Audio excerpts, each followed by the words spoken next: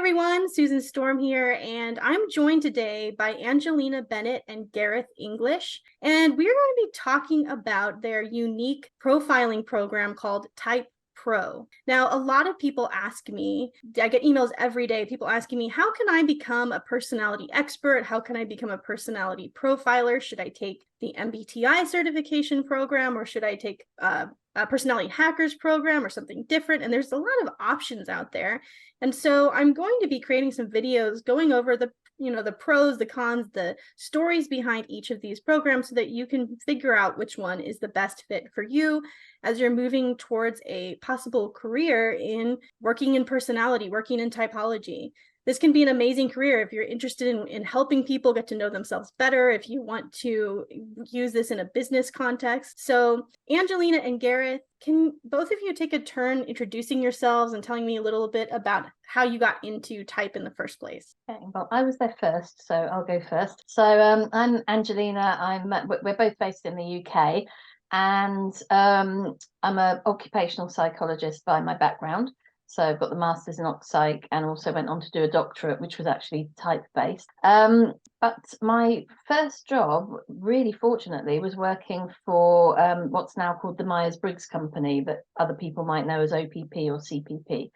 So my first actual role as an occupational psychologist was working with them, who are obviously the publishers of the MBTI questionnaire, and we used to run training qualifying people in that, as well as looking at other personality tools as well. So I got a really good grounding in personality, but type was always my favorite. So yeah, I'll leave that there for now. Excellent. My name is Gareth English. I also worked for the Myers-Briggs Company. Prior to that, I'd done a little bit of work looking at stress and resilience in kind of police forces and things like that. But when I joined the Myers-Briggs Company, or OPP as it was then known in the UK, that was where I met Angelina, and we started working together doing leadership and team programs using type amongst other tools. But like Angelina, found a real affinity for type just in terms of how easy it is for people to make use of it.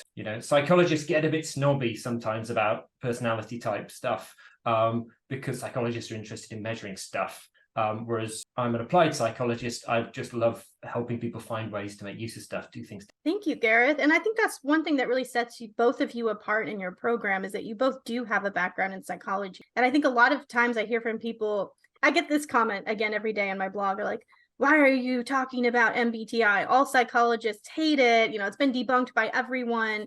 And there's this general idea, I think, that psychologists hate the Myers-Briggs type indicator. And with both of you having a background in psychology, how do you feel about that argument? How does it feel to be, psychologists who actually love this tool? Makes me special.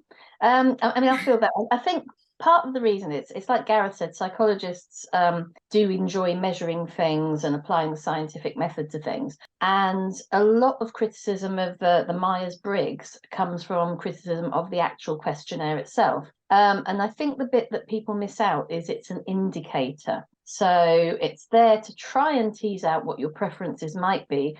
But like any self-report of personality, it's going to get you as a snapshot in time what's actually happening for you at the moment. And where people criticize it is they don't understand the questionnaires' place in the whole process. So personally, Gareth and I love the whole theory of it and the fact that it is a dynamic and fluid sort of theory. But what would happen with the questionnaire, even if it gets you your type wrong, you use that information to explore what pressures and tensions are on the person at the moment that might be pulling them away from what they naturally prefer to do. How easy is it for them to do that? What reward perhaps do they get from doing something that's out of their own preference? So you actually use that information as part of the coaching process rather than it being an absolute. So I think that's where a lot of the criticism comes from, is people don't quite get how the questionnaire should be used, and they don't get that it's part of a process with a absolutely amazing theoretical context behind it. That's what I would say. I don't know if Gareth, you've got a different view on that. Absolutely, yeah, totally different. No, for me, what psychologists love generally is the big five as a way of assessing personality. And that's because it's a really good way of measuring people so that me as the psychologist understands that person better. But when I'm doing development work, I'm not interested in me as a psychologist understanding someone better. I'm interested in them understanding themselves better and them understanding the people around them better. And that for me is why the type model works so well, because it speaks to people in a language that just kind of makes sense. Yes, not all ISTJs are exactly the same. That would be really weird, but they do have a lot in common. And so it's a useful framework to start thinking about people. And as Angelina said, it's a useful framework to think about yourself. If I find it hard to answer the questions, why is that? If I find myself torn between two different types, that's probably telling me a really interesting story.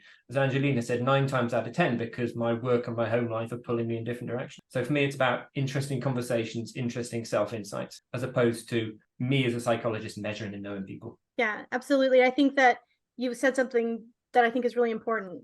People get torn between who they are at home and at work. And if you're dealing with somebody who is really heavily laid down with lots of responsibilities in both of those places, it can be really hard to figure out what that person's type is. And yeah, I think a lot of the arguments against the MBTI indicator is that someone took it and maybe they were so much in that place of who am I at work that later on, when they were in a more restful time of life, they look back and they're like, that wasn't me. Well, the test was wrong. And but I love to hear how both of you have used it professionally to help people understand themselves better. And I guess that brings me to my next question is, what was the inspiration for creating your program, Type Pro? You both worked with MBTI and I think you said OPP. So what was the bridge that led you from there to creating your own program? Yeah, if I start on that and Angelina can come in and make sure I'm not saying anything rude about other people. So we were training people. So we were training people to help other people understand people better. So training type professionals essentially was part of the work that we were doing when we were there. And we really, really enjoyed that. But what we were finding is that training was under a lot of commercial pressure, essentially, to make it shorter, to make it simpler, more straightforward. And what we were finding is that practitioners were leaving without that kind of depth of understanding about how to really make use of type. And that was co-founded for us, was the bit we were really passionate about. We really love the fact that there is a depth to this model that can help you have much more interesting and deeper conversations rather than, do I like to talk about stuff or think about stuff? What's happening beneath that? What am I talking about? What am I thinking about? How are we all thinking and talking at the same time? So for us, we wanted to create something that would kind of hit on that level of quality. I don't know if you want to add to that, Angelina. Yeah, and another thing that, there were a few things going on in the world at the time, is that the training we were doing before was all face-to-face. So it was a case of come out of work, get yourself into a hotel somewhere in London or nearby, be there for 3 days intensively, fill your head with all this information, and then, off you go. And things were increasingly... he said, commercial pressure, people couldn't take time out of work. So to create something that was a blended learning that was both online, remotely delivered, helped to meet that need, that people don't need to take their time out. It's got a lot of flexibility in the timing of it. And it also spans over a few weeks. So you take in the information slowly and have time to see it in real life, apply it, start collecting your own stories and sit with it for a while. And we found it really, really sinks in a lot better for people, because I think the day one training, everyone would remember what they learned on day one, and then the day two, their heads were full. So all the sort of type dynamics and things that just didn't ever register. So there was the driver for that as well. What was I going to say? I was going to say something else, but I've forgotten what it was. Oh, but one of the huge considerations for us was that we totally believed you cannot learn about type without a lot of your own personal reflection, talking about it, interacting. So we had to work out a way of having an online presence, but also a lot of face-to-face time. So we've got individual 3 hours per course, individual tuition, as well as the group tuition and discussions. So it was very important for us that it's experiential for the person who's taking it. Thank you. Yeah, I noticed that as well when I took my MBTI certification, when I got my certification, is that most of the people in my course with me were corporate people who had been, I think, assigned to take the practitioner course, but they weren't aware of their own natural interest necessarily, although some of them were mildly interested. And I did notice the same pattern of people being really kind of interested in catching on to it the first day. And then when they got into cognitive functions, everyone was totally lost. And so, yeah, I think something deeper and more thorough would be really good. And it sounds like that's what you're doing. And then the other thing that differentiates it sounds like you're saying that it's not in person, you can do it online, but you also get the group interaction in your. So can you explain a little bit more about how that works? Yeah, so it's a blended learning design. We tend to train in groups of six to eight, ideally six. So there'll be people in the group, and there's online modules that Gareth can probably say more about because he deals with that part, but it's proper e-learning platform for them to do self-study in their own time. And then they have an assigned tutor, so it'll be one of us or the team, who over the course of the 6 weeks, we'll have 3 hours with them individually. So we can tailor what we're doing to what their type knowledge is, what their level of understanding is, and what they want to do with it as well. We can sort of tailor those discussions for the applications. And as well as that, there's 3 2-hour group webinars where the whole group comes together and discusses the learning from the previous module. So all in all, people get, what's that, 6, 7, 8, 9 hours teaching time, talking time, plus 3 hours of practice as well. We pair them up with someone on the course to have 2 practices with, and then they pick a volunteer to do their final recorded practice with. So a lot more time to talk about your own personal type and do your own learning face to face with expert tutors than would be in a large group setting in a classroom. Absolutely. What else do you think differentiates this from a traditional Myers-Briggs certification program? One thing you mentioned is that with the MBTI certification process, you can't really get too deep. And that's something that differentiates you from that. I noticed when I was looking at the information on the course, it looks like you get into things like your non-preferred functions. So, how deep when people sign up, like how deep do they get to go into all of it? I think for me, the first bit on that is, what's this person trying to achieve? So that's part of the very first conversation I always have with people when they're starting on the program is, what are they looking to get from it? Because it could be they're just wanting to, they don't know much about type, but they want to be able to run some team sessions at work. And we often have people come in who really don't know much about type at all. Maybe they've completed an assessment previously. And so for those people, it's about the practice and the applications and how to apply this in organizations, which is, where, Angelina and I, having done this for 20 odd years, can provide that kind of help. For other people, we'll often have people come in who know an enormous amount about type already. And so for them, it's about just going deeper, and it's finding their particular passions, the particular context they're interested in, really going into career development or into psychodynamic stuff. And therefore, it's a case of, being able to follow down those and find the bits of stuff people are passionate about. So it's really customized to the individual, it sounds like. Yeah, I mean, the first module, so the first couple of weeks are spent looking at the 4 preferences and what they mean and what type development is and things like that. So a lot of the bulk of the usual training is done in the first couple of weeks, but then there's space for people to absorb that. And then the next module is how does it all fit together as a type pattern? What are the dynamics? What's on show? What's hidden? And what's your non-preferred side? And of course, don't get me started on the inferior function. I'll be here all day, but that's something I'm particularly interested in as well. All the different ways that we use our inferior function. So, and people find that quite fascinating on the self-exploration side. It might not be something they're going to work with or choose to work with in organizations, but it's certainly something people enjoy talking about during the training. Yeah. Sorry, Susan, I was going to finish. In the final part of the program then is about application. So it's about working with teams, about working with stress. It's about us providing, stuff like slide sets that we know have worked. It's about us telling people all the horrible things that we've done that went terribly wrong so they can learn from them. So, okay. So then when people are done with the program, do they get a set of slides that they can then use in their careers? Yeah, set of slides, nice. Exercises, the whole package, introductory letters, everything that you could want to run your first session based off of that. Angelina and I have done so many of these, and some of them have gone brilliantly, some of them are not. So we build all of that in. That's really cool. Yeah, because I know like a lot of people, they get done with the certification program. They're like, okay, now what? I know I saw these cool demonstrations when I was trained, but how do I create those and for the people I'm working with? So that's really neat that you set them up for success with all these slides and letters handed to them. And for me, it's about working with different types as well. In there we've got, the checklist of things to think about when you're standing in the room ready for your first session. which for certain people is going to be absolutely fantastic. I'm sure there's loads of people with types like mine who have never looked at such a tick list in their entire lives. But the idea is to have the materials that be useful to us. You could have, some vanilla slides you can totally customize, or you could have some stuff that's going to take you the whole way through that process. That's wonderful. We tend to keep in touch with people as well. So quite often, a few weeks after the program, someone will drop me an email saying, I'm about to start my first team session. And we'll have a quick chat and help them refine that a bit and things like that. So just because we're friendly. Well, that's really important. I think that's a big part of wanting to sign up for something, is to feel like, my instructors actually care about me succeeding, and it's not just getting, paid or checking a box. They care about, teaching me in a way that I can successfully use, and they're there for me. I think that's really, really important.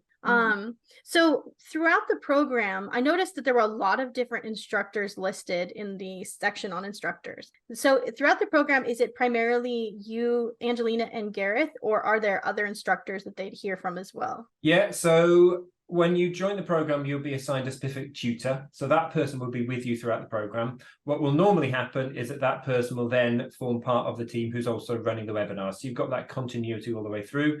Who exactly you're working with will probably depend a bit on where you are in the world. Because, of course, when we're trying to line up for time zones, so we've got some people kind of in Asia Pac, we've got some people in the US who are doing that. But the people that we found for this is something which was super important to us when we were putting together the program, is we wanted to make sure that you wouldn't have contact with people who weren't incredibly experienced. We haven't just, found the cheapest people who could get to stand up in front of people and flick through some slides. We were like, no, they've got to have 15 years of using this stuff so that they can answer all the questions. So whether it's ourselves or it's, some of the other people who are tutors on this program, these are people who will turn up at conferences. These are people who are writing the books. These are people who are writing the books that we like to read. So you were explaining how there's, all these people that you've selected have at least 15 years of experience. They're authors of books on type. They're instructors about type. I noticed that one of the people on your list was Jane. I always pronounce her last name wrong. Jane Kesey? Jane Kesey, yeah. Kesey. So Jane has written countless books about type and coaching and leadership and all sorts, but her main area of specialism is education. So she actually heads up a little branch that we have, a sub branch called Type Pro Ed, where she's tailored the course for educators. And apparently they find it valuable once they've got the insights into type and how they can apply that in the school setting. And it's not about typing the kids, it's about being aware of what your style is, how you need to flex, what things work, different ways of explaining things if it's not working. So Jane heads up that bit because it's her area of expertise. We also have Sharon Richmond, who has leadership expertise, and Danielle Poirier from Canada, and Sue White in Australia, and quite a few others. So we've and a lot of them used to actually train on the courses as well previously. So a lot of really, really in-depth experience, so they can handle anything that's thrown at them. So if someone comes to the course who's got a lot of experience and wants to just go super deep or ask all the hard questions, everyone's well equipped to deal with that. That's awesome. Yeah, I was looking through the list of instructors and I saw so many people whose books I'd also read. And I know Jane Kesey, I'd watched her TED Talk, which was one of my favorite TED Talks on type. And I was like, wow, this is such a cool program because you have such a unique variety of really the experts in their craft available here. And a student may not be interacting with all of those, but if you sign up for your program, you will know that the person teaching you, they're not just an expert in type necessarily, but like both of you have a background in psychology. Jane has a background in education. These are people that are really learned, really have a lot of experience and wisdom to bring to the table. And I think that's incredible that those are the people who are going to be working directly with you. So I love that. It also gives us the global reach as well. I mean, I think we're in the middle of the world. We're on the Greenwich timeline. So Gareth and I, depending on how late we want to pull or early morning we want to do it, we can cover quite a lot. But we've got the people in the States and also, as you say, Asia Pacific, who can cover the more extreme time zones as well. So we've done programs all over the world with this really successfully. So amazing. Thank you for sharing that. So can you give me a look? And we've kind of gone over it, but what's the pacing? Is it a self-paced course, or is it something where there is a specific schedule that they follow when they sign up? Shall I do this one, Gareth? So overall, the course lasts approximately 6 weeks, and again, we're flexible, we can tweak it.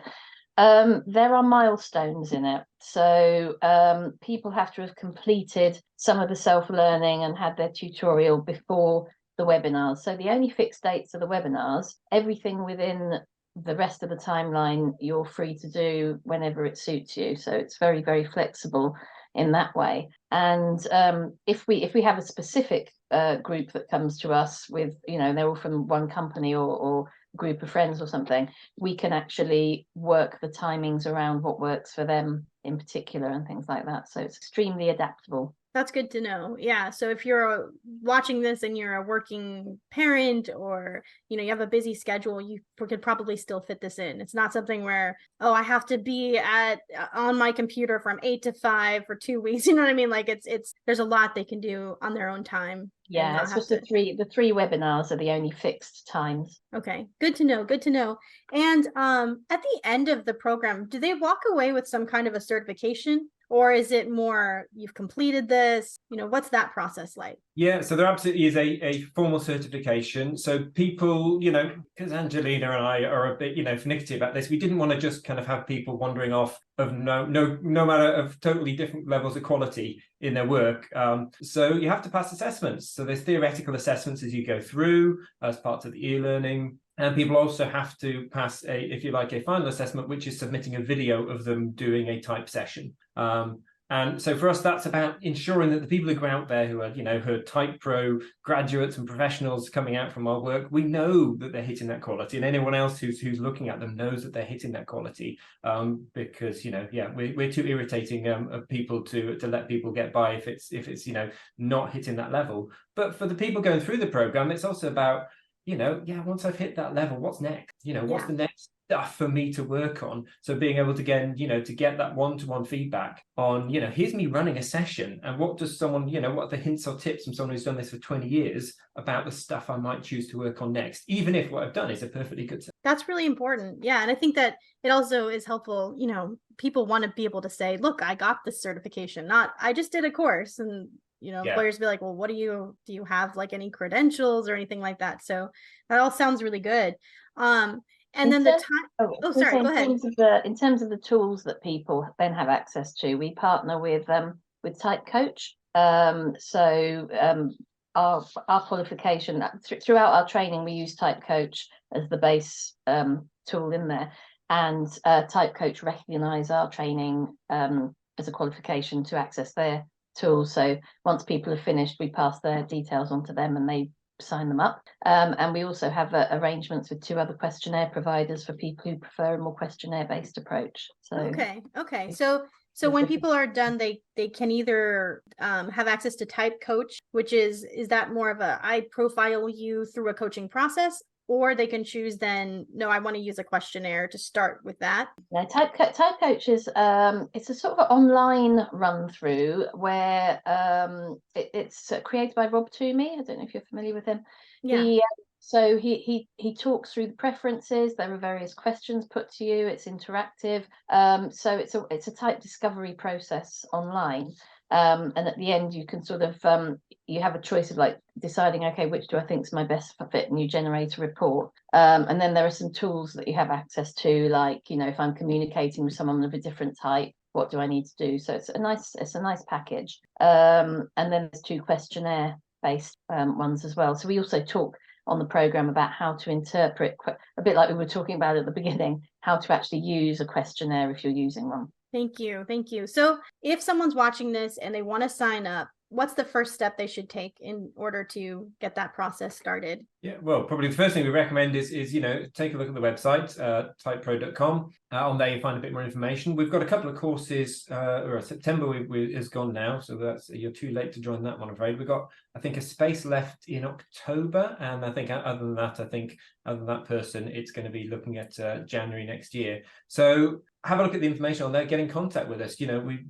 what we love is personalizing this. So talk to us about what you want to be able to do. You know, the whole thing about Type Pro is about helping you help other people to understand more about type. You know, that's the skill that we're really teaching you as you walk through the program. So, you know, we want to know more about how you're thinking about applying this, and then we can talk about, you know, how that might work through the program. Thank you. As well as the dates we've got in place, if there's a group of 6 people or 4 people even that want to go through it, if they get in touch, we can work dates around them. Or if there's an organisation that wants an in-house program, we can work those dates. So it is a case of just getting in touch and talking to us, seeing what we can do. Yeah. If there's enough demand, then maybe another time can be created. But it sounds like you have a variety of dates available for people. And thank you so much. So if you're interested in joining Angelina and Gareth and their team, if you're interested in pursuing this, then go to typepro.com. Is that all one word, or is there a dash in there? It's just typepro.com. Type-pro.com. Okay, type-pro.com. Head over there, check it out. There's a lot of information there. You'll see the list of instructors. Angelina Bennet herself is an author about type. I constantly looking at her book, Shadows of Type, and she talks about how she's used type in counseling people, and talks about all the different levels of health. A lot of times people think of the Enneagram and how, you know, in the Enneagram books, they often delineate all these different levels of health. Well, Angelina has done an amazing job of explaining that in terms of Myers-Briggs personality types and their different levels of health. So, and Gareth, do you have you, I don't know if you've written a book or anything like that. I'm much lazier than Angelina, so I edited a book. I wrote a chapter for it, and then got some other notable authors such as Angelina to contribute chapters. So the Power of Personality, that's called. So yeah, check out that. Ably displayed by Angelina, who will also in a moment be showing us where the emergency exits are from this building. So what's quite cool about that book, is not as cool as Angelina's book, is that there's different chapters written by different experts on different areas, looking at things like stress, using type in negotiations and selling, leadership, and things like that. I'm gonna have to check that book out. There's life stuff as well. So there's type and exercise, type and parenting. That's a good chapter, Susan. And all sorts of things like that as well. So there's normal life type stuff as well. Yeah, that book sounds really good. I'm surprised. I'm always looking for new type related books, and for some reason I haven't come across that one yet. The Power of Type? Power of Personality. The Power of Personality. Power of Personality. I'm going to look that one up. Thank you. So if you're watching this, please check out type-pro.com. See if you can be a part of this. One thing I love about Type Pro, Angelina and Gareth, is that, again, these are people with a background in psychology. They've been working at this for a very long time, so they have a lot of life experience to bring to the table. And I also like that this is done online, so you can easily just hop onto your computer and do this on your own time, instead of having to try to take time off work or, you know, take time away from your family to complete this. It's also a more affordable option than a lot of the options that are out there. And you can see more about the pricing on their website, but I, for myself, was really impressed by just how affordable this is. So if you're someone who wants to pursue this, but you felt scared off or intimidated by big numbers, then I totally understand that. I was a single mom for 6 years, so I totally get how that feels. But this is a program that is very affordable. So definitely check this out. And thank you, Angelina and Gareth, so much for introducing us to your program. It sounds amazing. I would love to take it myself, even though I've taken the MBTI certification. I read about type. I feel like I could learn something new in your program. So thank you so much for talking about this with me. And I hope that other people will be able to enjoy what you have to offer in your program, because it sounds just incredible. Thank you. Thank you. Lovely chatting to you, Susan. All right. So if anyone wants to find out more, again, go to type-pro.com. If you're interested in what I do, you can always check out my website at psychologyjunkie.com, where we have over 1,000 articles on personality type there. Again, thank you for taking the time to watch this video. Leave a comment if you have any questions for Angelina or Gareth, or you can email me at susanstorm@psychologyjunkie.com. Angelina, Gareth, I don't know if you have emails you'd like to give to people in case they have more questions about the program. We're both our first name, Angelina at type-pro.com, and Gareth's is Gareth at type-pro.com. So fairly easy. Perfect. Thank you so much, everyone. And thank you, everyone who tuned in to watch this today. We really appreciate it and hope you all have a wonderful day.